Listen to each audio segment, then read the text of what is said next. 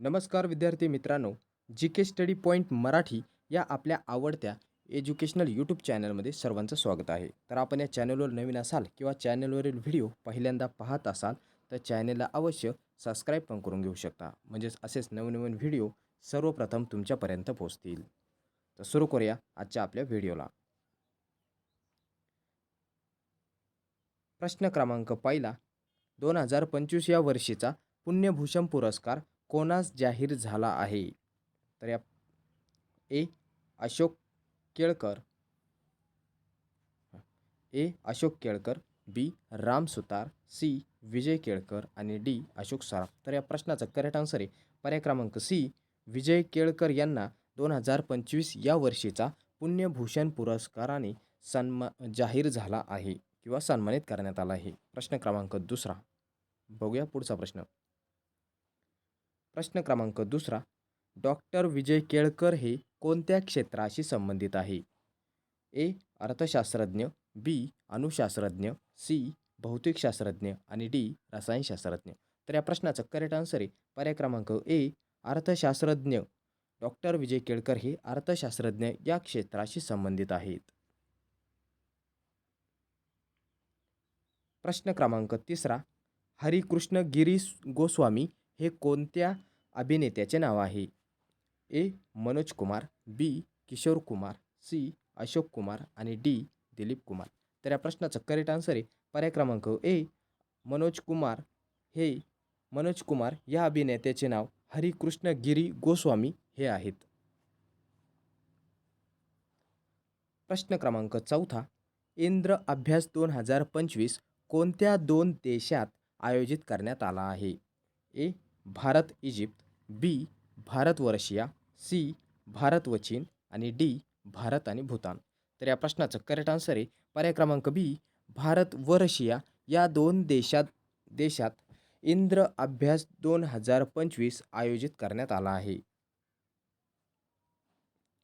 प्रश्न क्रमांक पाचवा, महाराष्ट्रात किती लोकसंख्या असलेल्या सर्व शहरांमध्ये ई बाईक सुरू करण्यात येणार आहे? ए. 3 लाख, बी. 2 लाख, सी. 1 लाख आणि डी. 50,000. तर या प्रश्नाचा करेक्ट आन्सर आहे पर्याय क्रमांक सी.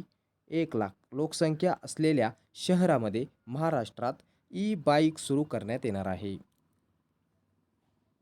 प्रश्न क्रमांक 6, अखिल भारतीय मराठी साहित्य महामंडळाच्या अध्यक्षपदी कोणाची निवड करण्यात आली आहे?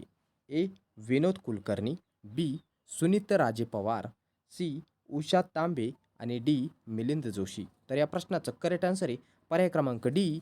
मिलिंद जोशी यांची अखिल भारतीय मराठी साहित्य महामंडळाच्या अध्यक्षपदी निवड करण्यात आली आहे. प्रश्न क्रमांक 7, ई कॅबिनेट असणारे महाराष्ट्र कितवे राज्य ठरले आहे? ए. पहिले, बी. 5वे, सी. 7वे आणि डी. 4थे. तर या प्रश्नाचं करेक्ट आन्सर आहे पर्याय क्रमांक सी. 7वे. तर ई कॅबिनेट असणारे आपलं महाराष्ट्र 7वे राज्य ठरलं आहे. प्रश्न क्रमांक 8, 128 वर्षानंतर टिंबटिंब या ठिकाणी येथे होणाऱ्या ऑलिम्पिक स्पर्धेत क्रिकेटचा समावेश करण्यात येणार आहे. A. Brisbane, B. Los Angeles, C. Birmingham आणि डी. सिडनी. तर या प्रश्नाचं करेक्ट आन्सर आहे पर्याय क्रमांक बी.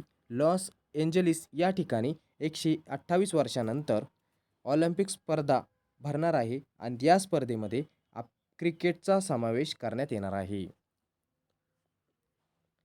प्रश्न क्रमांक 9, आर्टेमिस करारावर स्वाक्षरी करणारा बांगलादेश कितवा देश बनला आहे? ए. 54वा, बी. 55वा, सी. 56वा आणि डी. 57वा. तर या प्रश्नाचं करेक्ट आन्सर आहे पर्याय क्रमांक ए. 54वा. तर आर्टेमिस करारावर स्वाक्षरी करणारा बांगलादेश हा 54वा देश बनला आहे. प्रश्न क्रमांक 10, पुढील 2 वर्षासाठी बिमस्टेकचे अध्यक्षपद कोणत्या देशाने स्वीकारले आहे? ए. म्यानमार, बी. बांगलादेश, सी. थायलंड आणि डी. इंडोनेशिया. तर या प्रश्नाचं करेक्ट आन्सर आहे पर्याय क्रमांक बी. बांगलादेश या देशाने पुढील 2 वर्षासाठी बिमस्टेकचे अध्यक्षपद स्वीकारले आहे. प्रश्न क्रमांक 11, परिवहन महामंडळाच्या अध्यक्षपदी कोणाची नियुक्ती करण्यात आली आहे? ए. अनिल परब, बी. दिवाकर रावते, सी. एकनाथ शिंदे आणि डी. प्रताप सरनाईक. तर या प्रश्नाचं करेक्ट आन्सर आहे पर्याय क्रमांक डी. प्रताप सरनाईक यांची परिवहन महामंडळाच्या अध्यक्षपदी निवड करण्यात आली आहे. प्रश्न क्रमांक 12वा. तहव्वूर राणा हा कोणत्या घटनेतील मुख्य आरोपी आहे? ए. गुजरात दंगल, बी. मुंबई बॉम्बस्फोट, सी. 26/11 बॉम्बस्फोट आणि डी. बारामुल्ला हल्ला. तर या प्रश्नाचं करेक्ट आन्सर आहे पर्याय क्रमांक सी. 26/11 बॉम्बस्फोट या घटनेतील मुख्य आरोपी हा तहव्वूर राणा हा आहे. प्रश्न क्रमांक 13. AI तंत्रज्ञान धोरण ठरविणारे देशातील पहिले राज्य कोणतं? ए. महाराष्ट्र, बी. केरळ, सी. कर्नाटक आणि डी. तमिळनाडू. तर या प्रश्नाचं करेक्ट आन्सर आहे पर्याय क्रमांक ए. महाराष्ट्र. तर AI तंत्रज्ञान धोरण ठरवणारे भारतातील पहिलं राज्य आपलं महाराष्ट्र राज्य आहे. प्रश्न क्रमांक 14वा. पंबन पूल कोणत्या राज्यात आहे? ए. महाराष्ट्र, बी. तमिळनाडू, सी. उत्तर प्रदेश आणि डी. आसाम. तर या प्रश्नाचं करेक्ट आन्सर आहे पर्याय क्रमांक बी. तमिळनाडू. तर पंबन पूल हा तमिळनाडू या राज्यात आहे. प्रश्न क्रमांक 15वा. धोकाग्रस्त वन्यजीव अधिवास धोरण राबविणारे देशातले पहिले राज्य कोणते? ए. मध्य प्रदेश, बी. तमिळनाडू, सी. महाराष्ट्र आणि डी. बिहार. तर या प्रश्नाचं करेक्ट आन्सर आहे पर्याय क्रमांक सी. महाराष्ट्र हे राज्य धोकाग्रस्त वन्यजीव अधिवास धोरण राबविणारे देशातले पहिले राज्य ठरलं आहे. तर अशा प्रकारे आपले आजच्या दिवसातले टॉपचे प्रश्न संपलेले आहे. तर व्हिडिओ कसा वाटला कमेंट बॉक्समध्ये नक्की कळवा आणि आपण या चॅनलवर नवीन असाल किंवा चॅनलवर व्हिडिओ पहिल्यांदा पाहत असाल तर चॅनलला अवश्य सबस्क्राईब करायला विसरू नका. भेटू पुढच्या व्हिडिओमध्ये. तोपर्यंत धन्यवाद.